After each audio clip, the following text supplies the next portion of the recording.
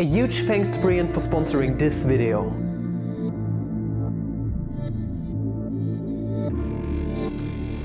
Good morning, fellow mathematicians. Welcome back to another video. I am very glad you are tuning in again. We are back at the educational series. I don't know, the exam series. Things I do at school series. And once again, we are back with another exam, test, whatever.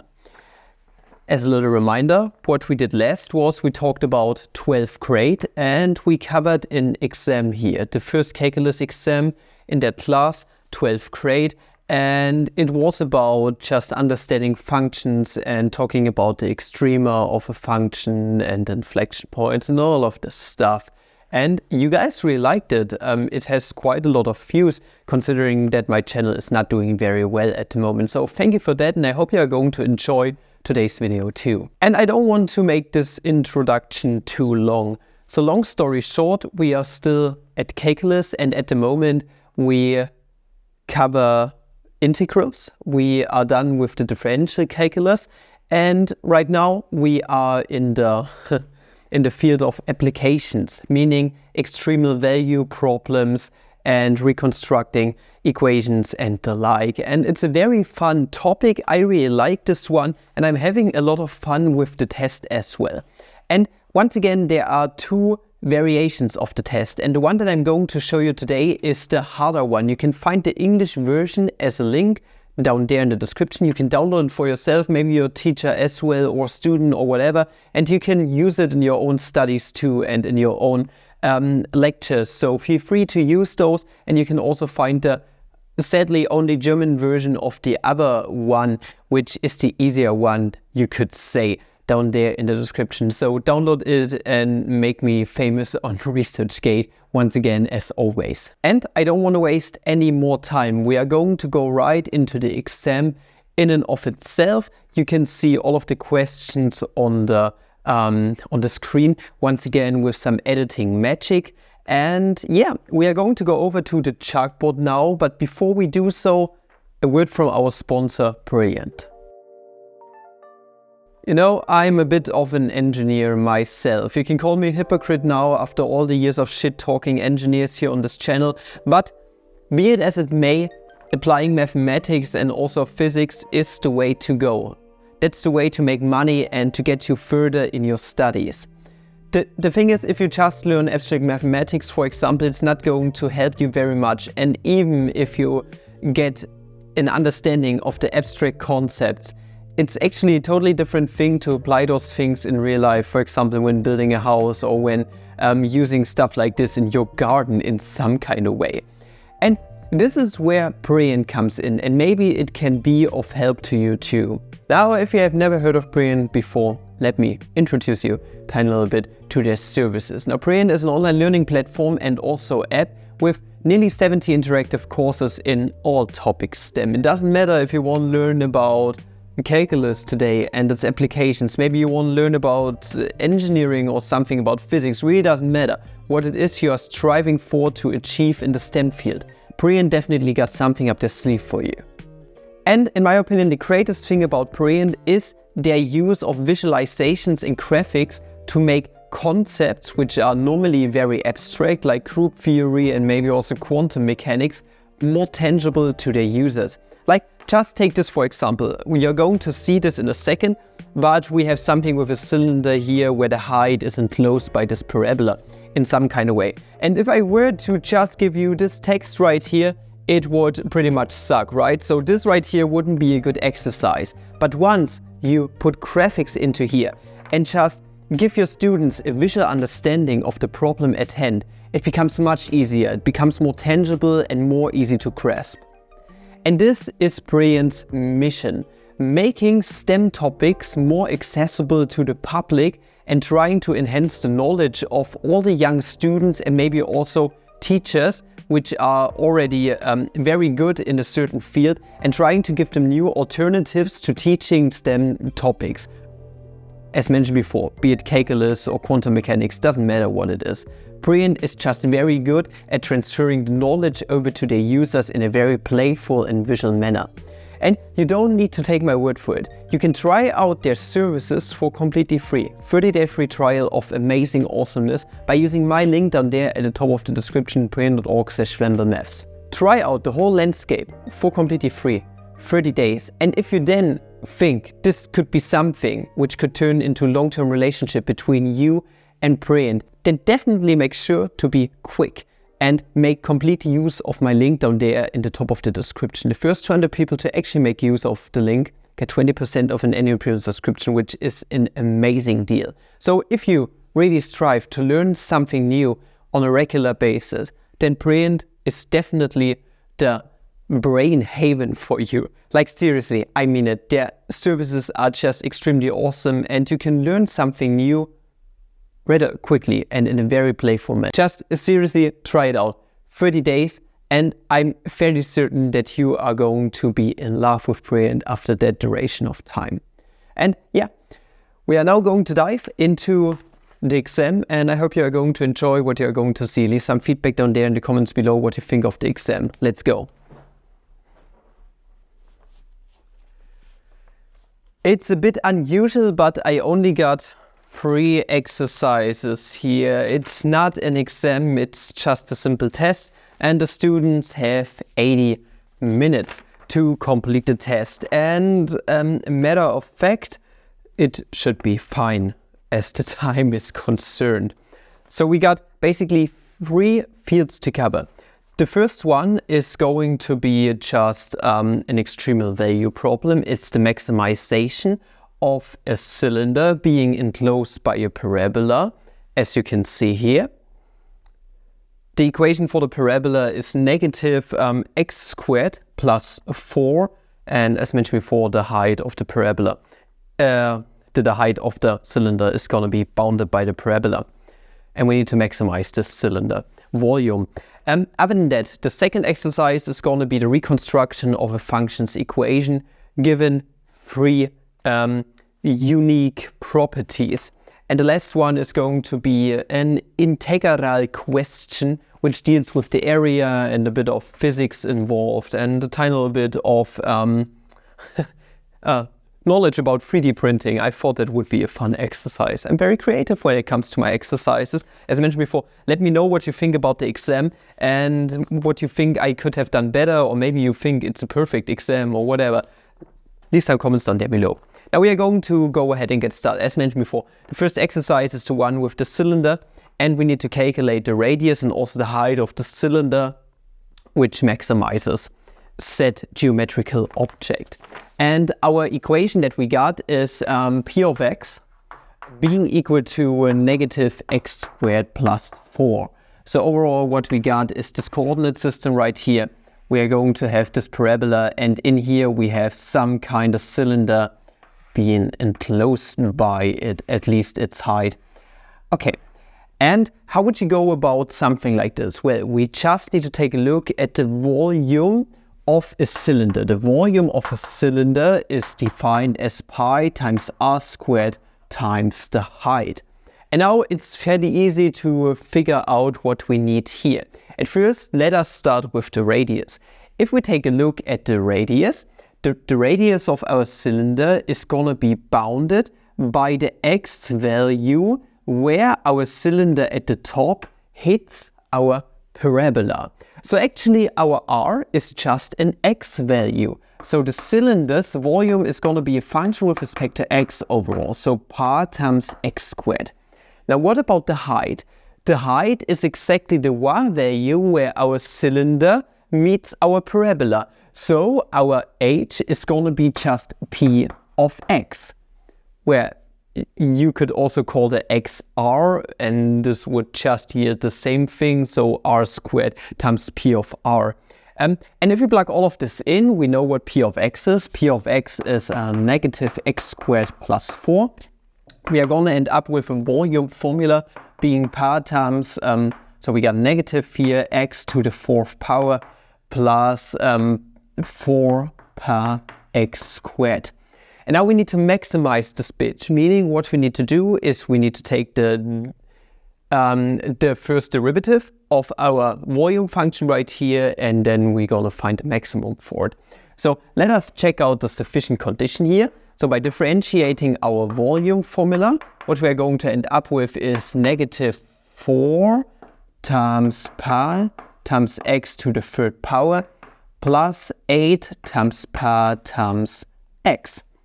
And to maximize something, we need to take a look at the zeros of our function. And this is going to give us the x values of our maximum.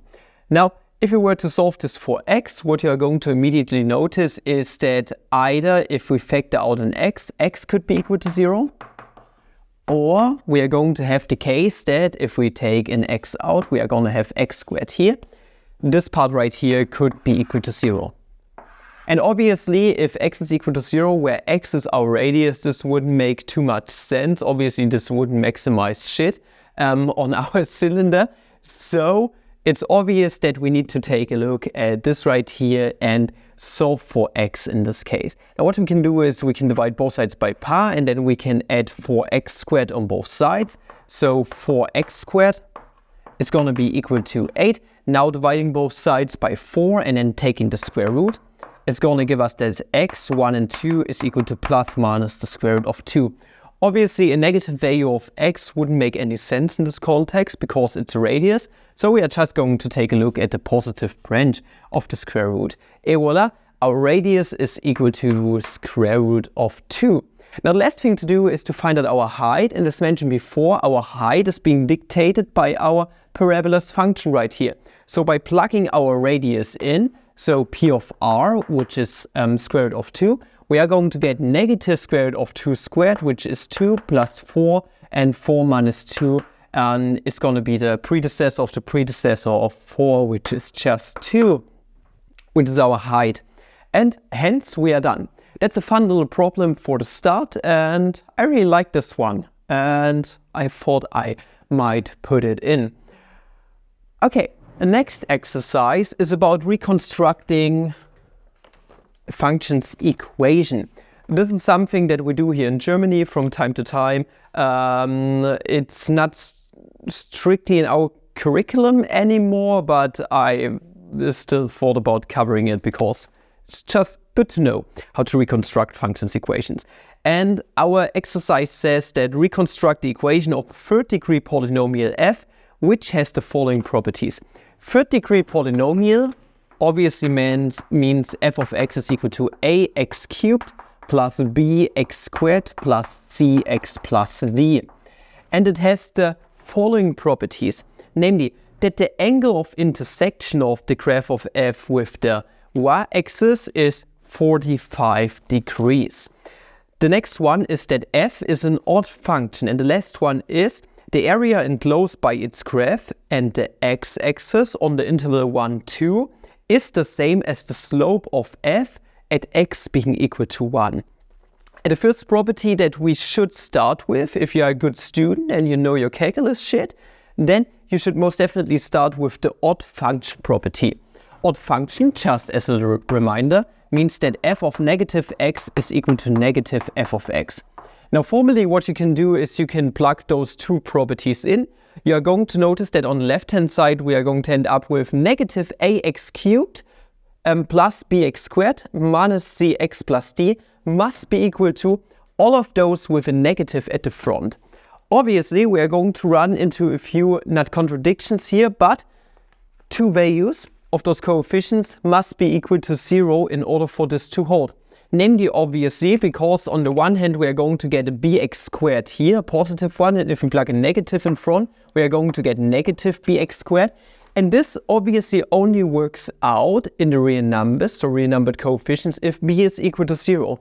So b is going to vanish in the process, same thing with the d. We are going to get a negative d here, and the only number in the real numbers which is its own additive inverse is obviously 0. So those two are going to vanish, meaning our functions equation is going to reduce nicely to ax cubed plus cx. And with that out of the way, it suddenly becomes much easier. But obviously students, most of the time, don't know the easiest things, which makes their life way easier. So yeah, we'll see about that. Other than that, the angle of intersection of f with the y-axis is 45 degrees. Now, I was using 45 degrees here because specifically the intersection angle on the y-axis is a bit harder for the students. Now, what that means is if we have a function here, for example, let's just say this right here is our function. No, that was a shitty example.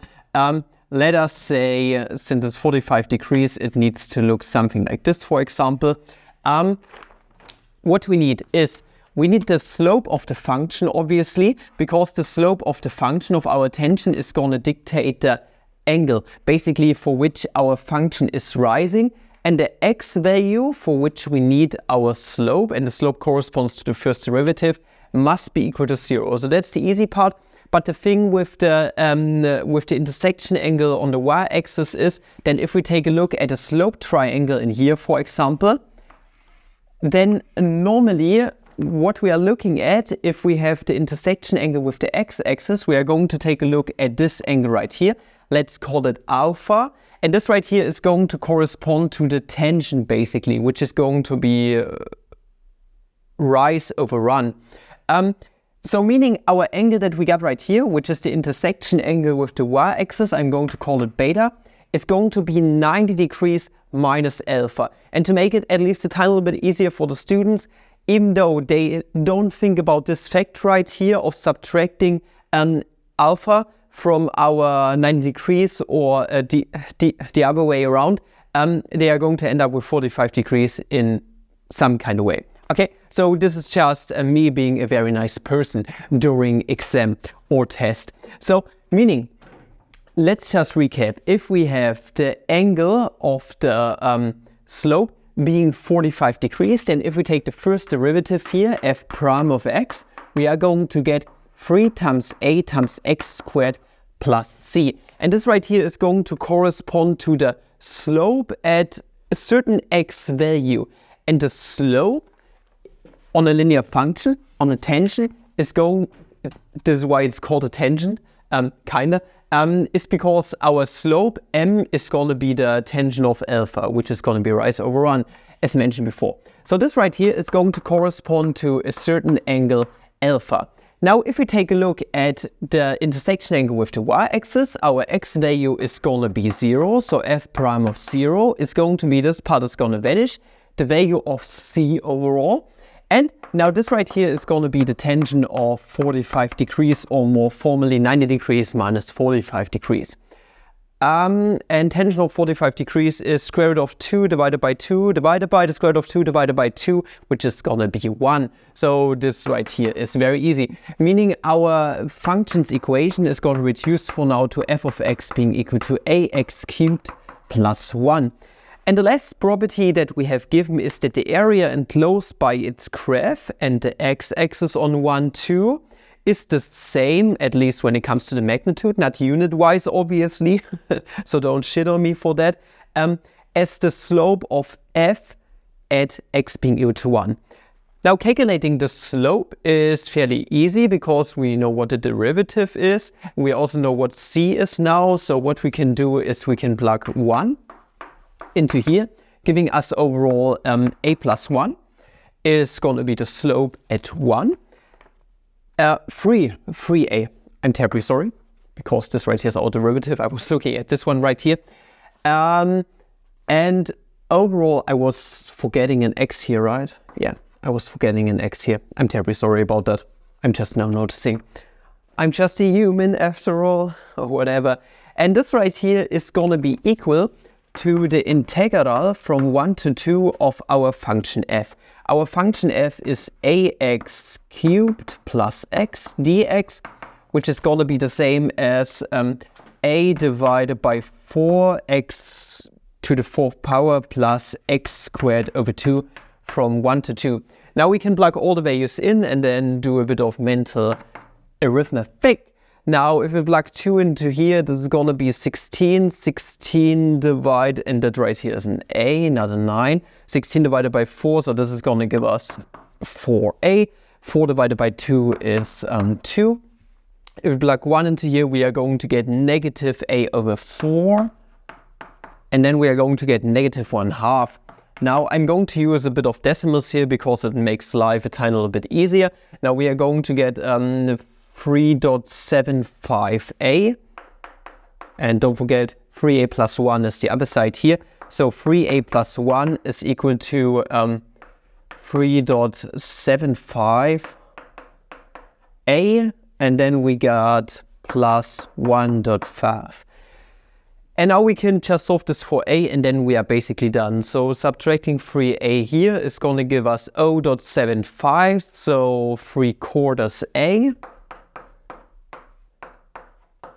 is equal to, and then we got 1 minus 1.5 is 0.5, but we're negative at the front, meaning negative 1/2.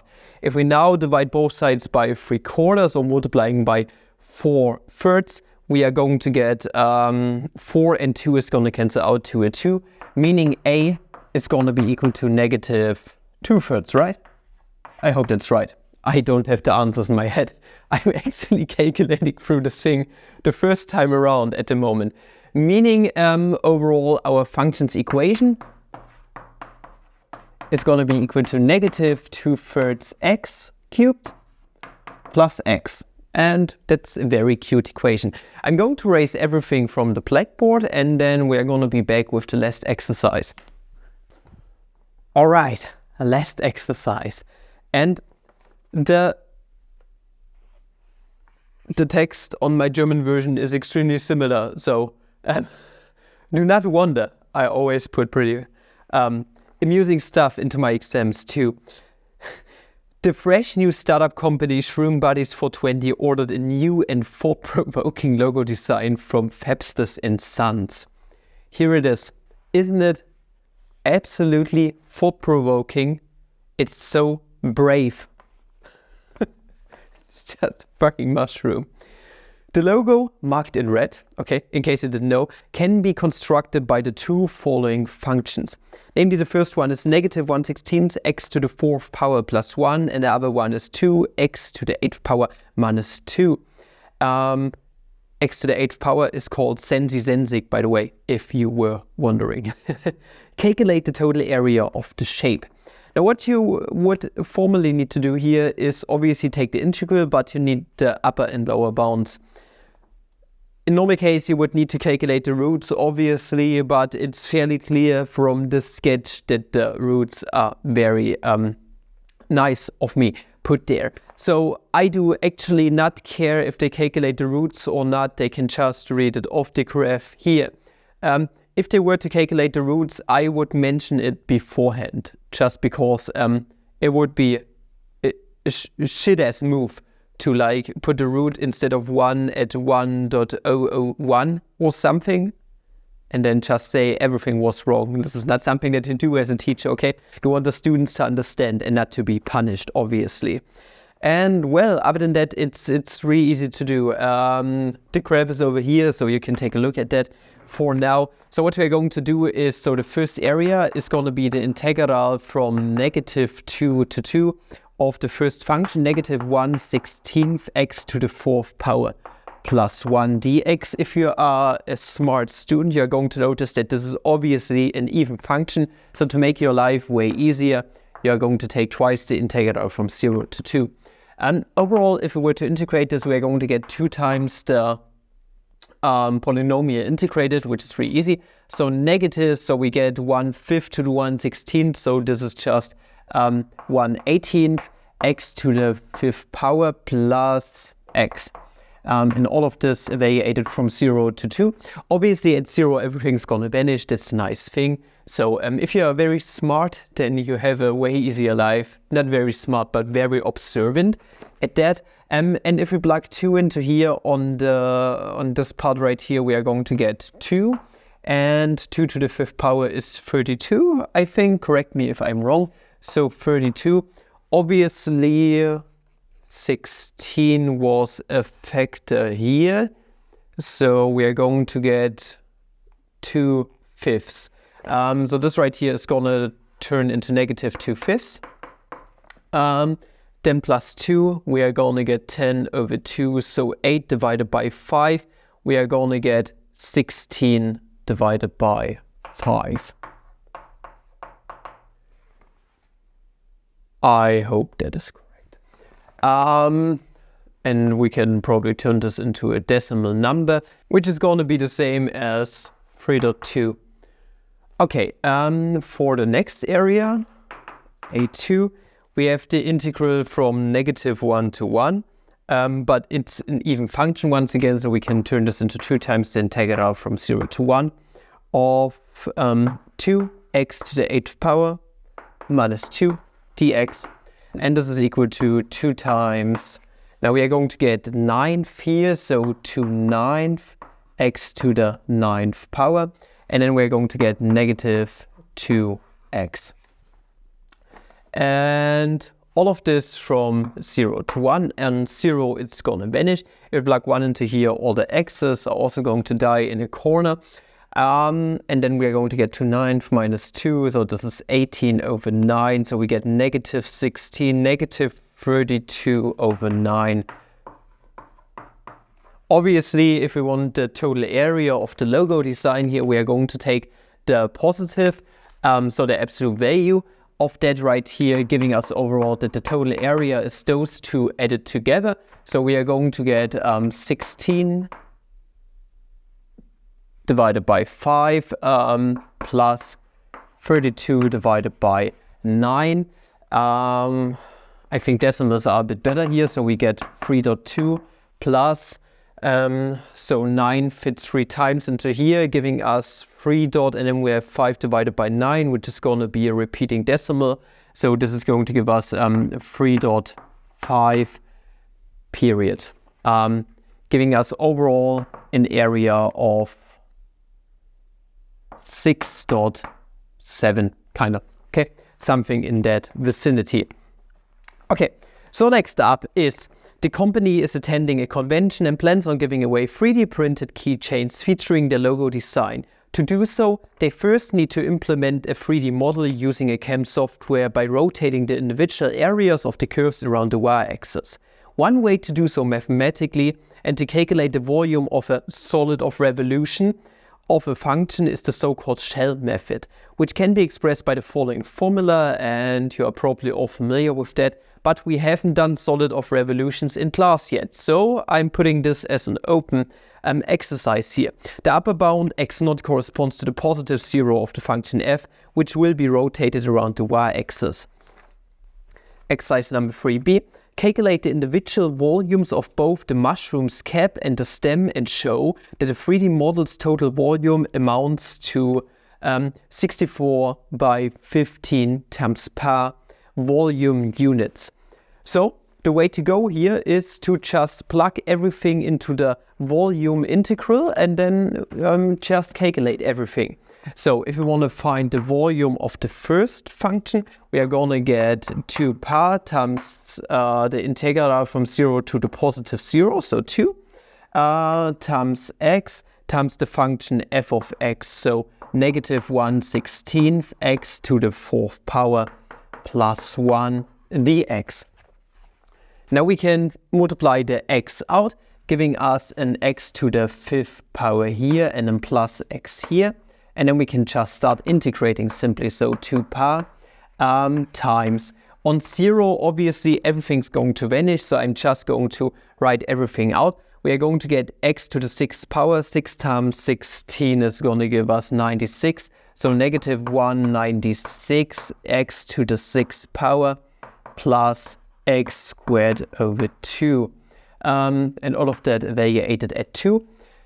Giving us overall 2 par times mental arithmetic. So we are going to plug 2 into here. 2 to the 6th power is going to give us 64. Here we are going to get 2. 4 divided by 2 is going to give us 2. And now we need to take a look at this thing right here. 64, 16 is a 32 is, oh, that is actually very nice. And we are going to get 2/3 here. So we get 2/3 negative plus 2. And this is going to give us 6. We get 4 over 3. So we get 8 divided by 3 par for the first volume integral. And now we are going to calculate the same thing for the second one. So this right here is volume 1. That's the one for the cap. And now for the stem.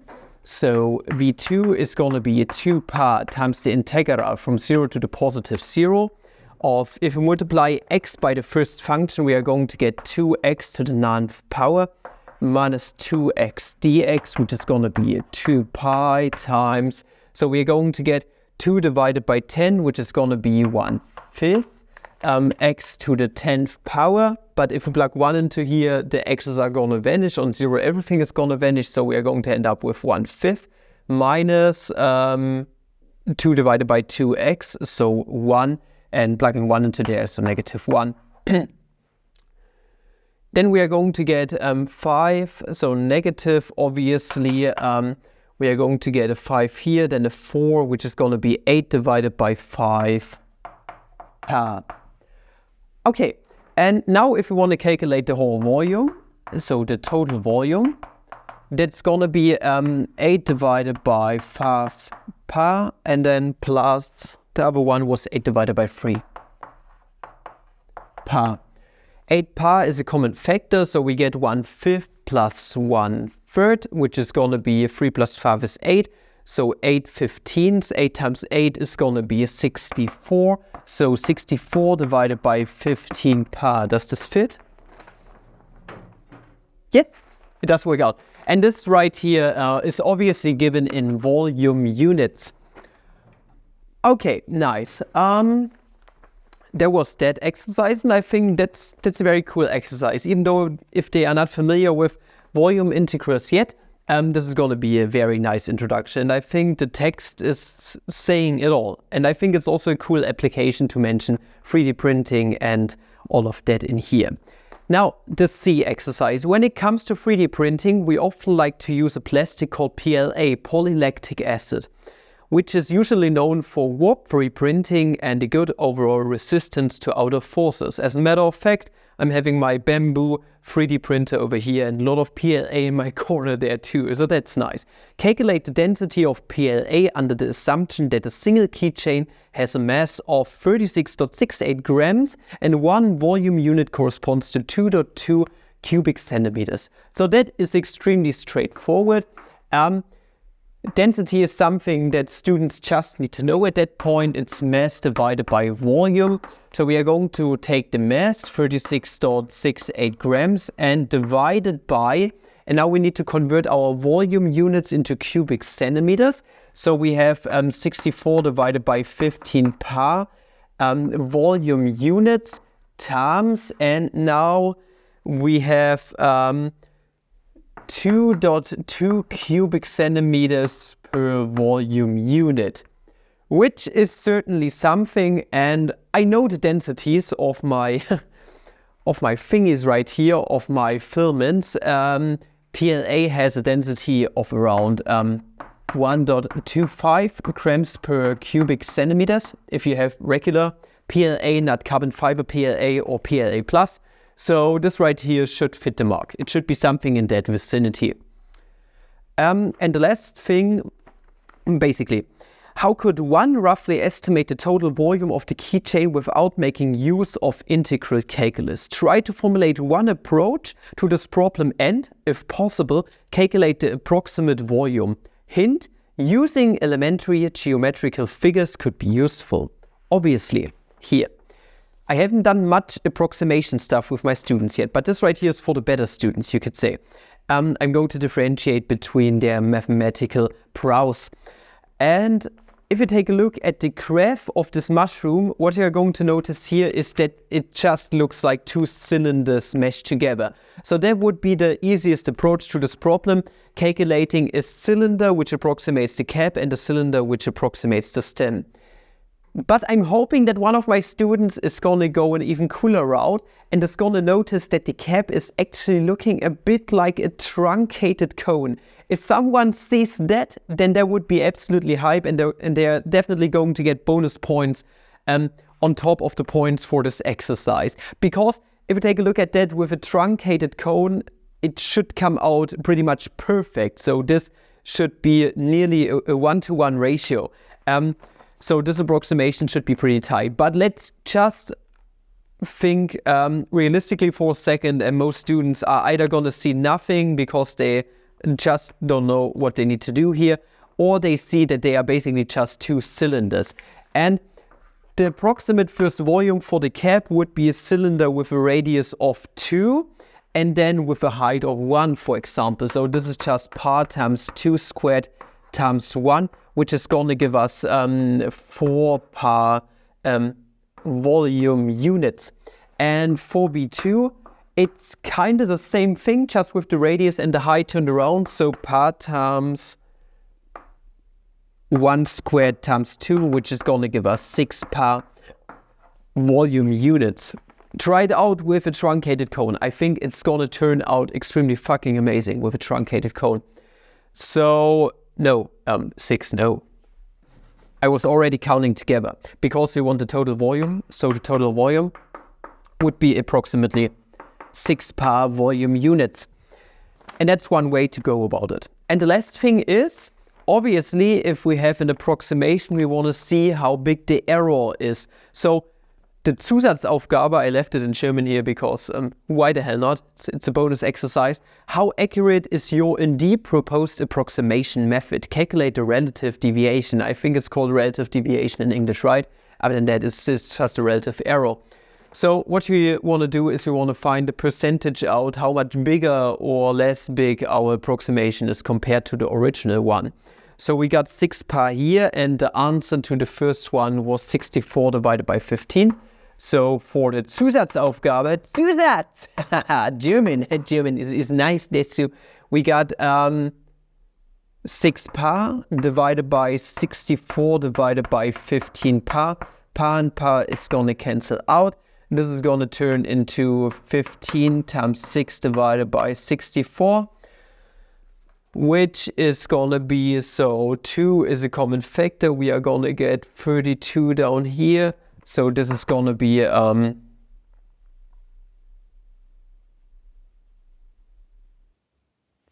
wait a minute, 45 divided by 32, right? Yeah. And this is certainly something. Half of 32 is 16. It's overestimating a bit, 48.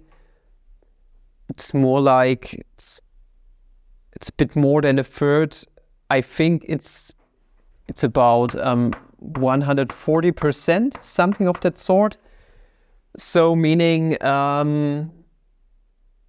if we subtract 100 from it, obviously, so 140% minus 100%, we are going to get that the relative deviation is about 40%. I hope that is kind of correct.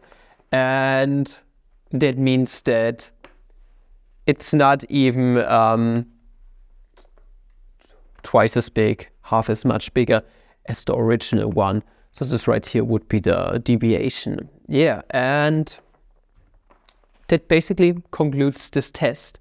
And I hope you did enjoy this video, and I hope you did enjoy the test as much as I did constructing it and also solving it here.